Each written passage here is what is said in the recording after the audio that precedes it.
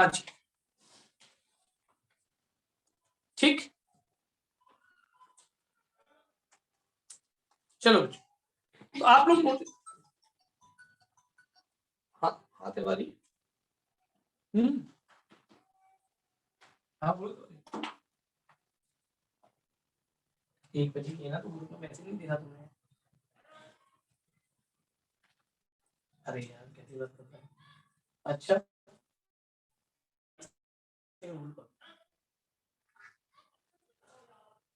1 minute बच्चों।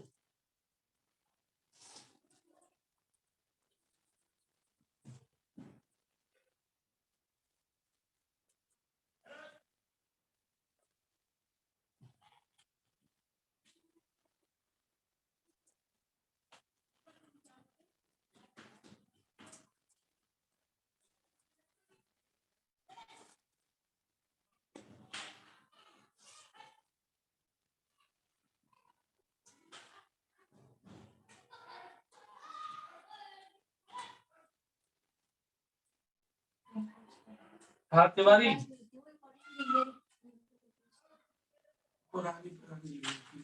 Hello Tiwari,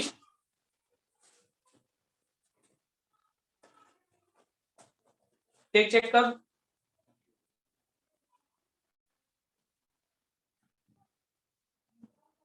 हाँ भाई,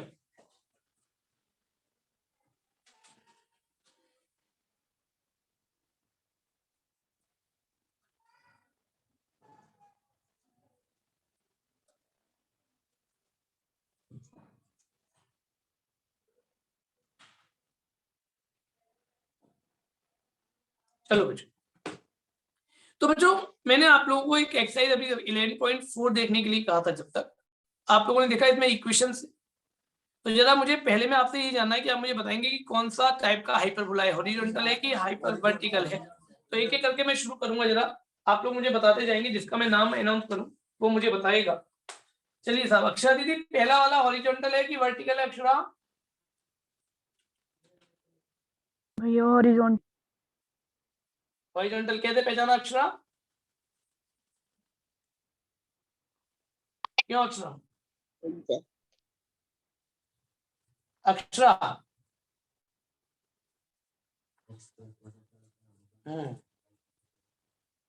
चलो भूमिका, भूमिका सेकंड वाला कैसा है जरा बताओ तो। Sir vertical hyperbola. कैसे पहचाना भूमिका? सर इसमें y पॉजिटिव है। ठीक है डन। हाँ भाई थर्ड वाले की जरा जानकारी कर लेते हैं एक बच्चे के साथ। रुद्राक्ष थर्ड वाला किस तरह का हाइपरबोला है? तो वर्टिकल। वर्टिकल है, कैसे पहचाना रुद्राक्ष? सर एक्स और वाई की पोजीशन से वो प्लस माइनस का है। एक्स और वाई की पोजीशन से, यानी कि एक्स पॉजिटिव है तो दिस वन, ठीक है सही Yes. बात है। हाँ भाई कौशिक बाबू चौथे वाला। भैया हॉरिजॉन्टल। हॉरिजॉन्टल। आशु पांचवा वर्टिकल है साहब। और छठवा रमेश, छठवा क्या है? वर्टिकल। साहब आपने पहचानना सीख लिया, कैसे पहचानेंगे क्लियर हो गया। पहचानने के बाद ए और बी फाइंड आउट करिए स्टैंडर्ड फॉर्म में कन्वर्ट करके, क्यों बच्चों? और उसके बाद आप सारे फैमिली मेंबर्स निकाल सकते हैं। एक बात। दूसरी बात, कभी कभी वो आपको फैमिली मेंबर्स दे देगा और उसके बाद वो क्या पूछेगा आपसे कि इक्वेशन, तो अभी आपको उन फैमिली मेंबर से ए और बी ही तो निकालने हैं। जब ए और बी निकल आए तो आप इक्वेशन के अंदर पुट कर काम कर सकते हैं। तो मेरे बच्चों समझ में आ गया सबको कैसे करना है, क्या करना है, सबको क्लियर हो गया? तो बताओ अब जरा काम की बात शुरू करेंगे। जरा एक सवाल लिख रहा हूं मैं बोर्ड पर, जरा जैसे बढ़ती थी 0, +-3 और फोकई कितने है बेटा देखना है 0, +-5। तो भाई ये कौन सी शेप का हाइपरबोला है, वर्टिकल या हॉरिजॉन्टल? वर्टिकल। कैसे पहचाना, समझ में आता है? कैसे पहचानेंगे? बोले साहब 0, टाइप के कोऑर्डिनेट तो वर्टिकल में ही होते हैं, और पॉइंट, 0 टाइप के हो तो फिर वो हॉरिजॉन्टल होता है ना? तो बच्चों it is a vertical hyperbola. Vertical hyperbola बेटा एक तरह इसका फोटो ग्रुप में शेयर कर देना ताकि अप्लाई वालों तक भी पहुंच जाए, क्योंकि करना तो उन्हें भी है इस साल के सिलेबस में ना सही। तो बच्चों 0, +-b वर्टिकल के लिए यही तो होते हैं। बी की वैल्यू कितनी आ गई मेरे बेटा? वो 3 आ गई कि नहीं? ऐसे फोकस क्या होते थे? 0, +-c यानी भैया 0, 11.4, बी हो गया 3, सी हो गया 5, है ना, बी हो गया 3, सी हो गया 5, मुझे तो ईओ निकालना है। हम जानते हैं हाइपरबोला में a square plus b square 25 equals to A square plus 9, a square बराबर 16, ए बराबर क्या आ गया 4 आ गया। कितना होता है, आ गया कि नहीं आ गया, ए बराबर कितना आ गया 4 आ गया। यहाँ तो बात सही है, ए की वैल्यू 4 आ गई, बी की वैल्यू 3 आ गई, क्या इक्वेशन निकाली जा सकती है? लेट द इक्वेशन, वर्टिकल के केस में कैसी इक्वेशन मानोगे? B square minus X square upon A square equals to 1, यानी Y square upon B square मतलब 9, X square upon A square मतलब 16, और ये आपकी इक्वेशन हो गई। बात है ना क्लियर? देखो बच्चों, एक छोटी सी बात और इसके सहारे आपको बताने की कोशिश करेंगे। कई बार क्या होगा, ए और बी की वैल्यू बराबर आएगी। जिस हाइपरबोला में ए और बी की वैल्यू बराबर होती है उस हाइपरबोला को हम इक्विलैटरल हाइपरबोला कहते हैं। तो एक नोट डाल लीजिएगा, नोट डाल दीजिएगा, if in any equation of hyperbola, if equation of any hyperbola, क्या लिखो, equation of any hyperbola contains A equals to B, यानी इसमें ए और बी क्या हो, बराबर हो, a equals to b, then this type of hyperbola is called,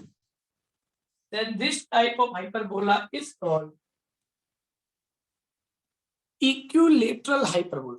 This type of hyperbola is called equilateral hyperbola, है ना? इसकी स्टैंडर्ड इक्वेशन लिख दीजिए, X square minus Y square equals to A square.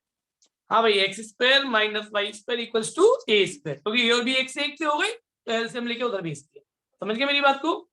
यानी जिस इक्वेशन में ए बराबर B हो वो इक्वल, इसमें देखिए ऑब्जेक्टिव पूछेंगे आपसे, आपको 4 ऑप्शन दे देंगे और कह देंगे बताइए इनमें से कौन सा हाइपरबोला ऑब्जेक्टिव वो इक्विलेटरल हाइपरबोला है।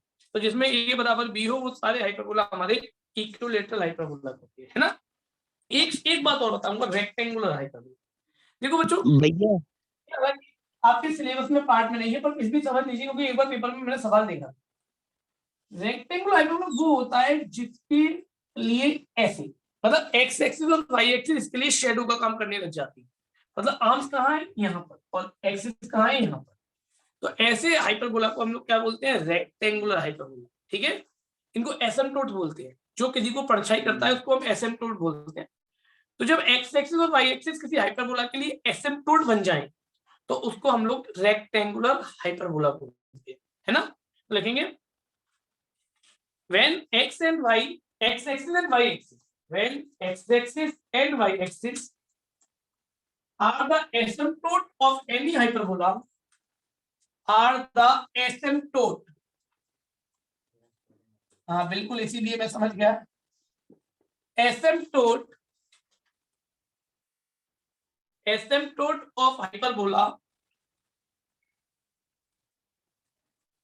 asymptote of hyperbola, then this type of hyperbola are called rectangular hyperbola. This type of hyperbola are called rectangular hyperbola. ऐसे हाइपरबोला को हम हमेशा रेक्टेंगुलर हाइपरबोला बोलते हैं। और देखो इसकी जो स्टैंडर्ड इक्वेशन होती है ना, वो इस फॉर्म की होती है, X Y equals to 3, and standard equation of rectangular hyperbola is, and note में लिख लीजिए, and standard equation of rectangular hyperbola is, भैया हाँ भैया आपने ये पहले वाली जो इक्विलेटरल हाइपरबोला की जो इक्वेशन रिपीट कर दो एक बार, इक्विलेटरल हाइपरबोला की इक्वेशन एक बार रिपीट कर दीजिए आप। X square minus Y square equals to A square, बेटा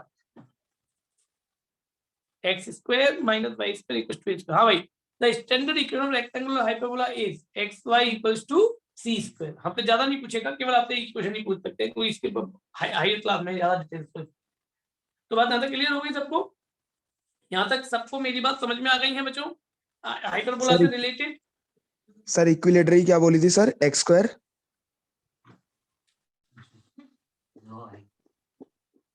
ये लो यहाँ से ओके सर।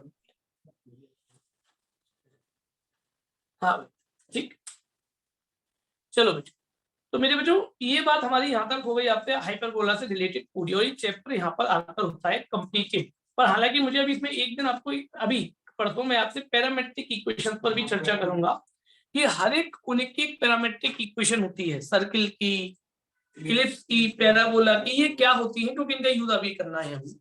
तो आप सभी को पैरामेट्रिक इक्वेशन और थोड़ा डबल ऑर्डिनेट्स के बारे में मैं चर्चा करूंगा कि डबल ऑर्डिनेट्स क्या होते हैं। लेटेस्ट सेक्टम के एंड पॉइंट्स जो होते हैं वो डबल ऑर्डिनेट्स की तरह काम करते हैं। तो इन सब पर भी हमें चर्चा करनी है, पर वो तब होगी जब आप आज 11.4 छोटी सी एक्सरसाइज, ज्यादा देर नहीं लगी है ना, ज्यादा देर की नहीं है, बहुत सरल एक्सरसाइज है, 15-20 मिनट, ज्यादा आधे घंटा मैक्सिमम। दूसरी बात, हाँ एसिम्पटोट क्या है बेटा? एसिम्पटोट का मतलब होता है एक तरीके से जो किसी को परछाई दे, जैसे तो शैडो इसको वो शैडो दे रहा है ना, एक्स एक्सिस वाई एक्सिस, मतलब जैसे जैसे लाइन चलती जाएंगी एक्स एक्सिस इसके साथ साथ चलती जाएंगी, तो इनको हम लोग एसिम्पटोट बोलते हैं। जैसे कि किसी कर्व को खींचूं मैं और उस कर्व के ऊपर एक लाइन उसके साथ साथ चलती रहे, तो ये उसके लिए एसिम्पटोट कहलाता है। तो आज पहला काम 11.4 मिसलेनियस में 2-3 सवाल रह गए होंगे आपके डाउट के, क्योंकि 2-3 सवाल तो हमारे लेक्चर में निपट गए थे, याद करिए वर्कशीट में भी थे। फिर भी 2-3 सवाल जो भी हैं अगर नहीं आते तो वो, और हाइपरबोला की डीपीपी, 2 डीपीपी है शायद हाइपरबोला की, 2 है। क्योंकि अब आप लोग इस सबको खत्म करिए, पर तो मुझे इस चैप्टर को बिल्कुल वर्ड टू वर्ड फिनिश कर देना है, और फिर मुझे आपके साथ शुरू करना है प्रोबेबिलिटी, ध्यान रखिएगा, क्योंकि अब मैं अगला चैप्टर आपके साथ शुरू करूंगा प्रोबेबिलिटी। पहले प्रोबेबिलिटी कराएंगे, फिर उसके बाद मैथमेटिकल रीजनिंग कराएंगे, तो एक तरफ से सिलेबस कंप्लीटेड हो जाए, है ना। फिर उसके बाद फर्स्ट जो चैप्टर हमने फर्स्ट टर्म में करा दिए थे, लीनियर इनइक्वालिटीज, है ना, और आपके बैच का तो बाइनोमियल भी रह गया है, बाइनोमियल और एक मैथमेटिकल इंजेक्शन, ये चैप्टर फिर उसके बाद कराएंगे, क्योंकि अभी हमें बहुत टाइम है, मेरा सिलेबस मुझे लगता है मेरे हिसाब से सही चल रहा है, तो 15 फरवरी तक हम लोग अपना पूरा कंप्लीट कर लेंगे चीजों को समझ, और फिर हम लोग डेरिवेटिव 2.2 यानी कि 12th का डेरिवेटिव शुरू करेंगे अभी इसी सेमेस्टर में, ठीक है ना बच्चों। चलिए तो यहीं पे क्लास पूरी कर लेते हैं, और किसी को डाउट तो नहीं? हाँ भैया आप हमारी क्लास कब लोगे? आपके लिए कोई डाउट तो नहीं बच्चों? स्टेट्स की क्लास कब लोगे आप? अप्लाइड की क्लास स्टेट्स की। हाँ तो मैं अब एप्लाइड की क्लास देखो यहाँ तक मैं मंडे से अब आप लोगों का एक अलग पैरेलल बैच भी चालू करूंगा, क्योंकि मुझे आप लोगों का एक तो वो कराना है डिस्क्रिप्टिव स्टेट्स, वो मेरे सबसे अभी रह गया है ना बेटा। जी भैया। एक बार आप लोगों को लिमिट भी कराएंगे, एक बार और लिमिट कराएंगे आप लोगों को, ठीक है बच्चों, क्योंकि आप लोगों का लिमिट सेकंड टर्म में भी आ रहा है, ठीक है। हाँ भैया लिमिट और पीएनसी दोनों आ रहे हैं। हाँ पीएनसी तो हो ही गया, लिमिट की बात कर रहे हैं, लिमिट, ठीक है ना बेटा, ठीक है। हाँ भैया चलो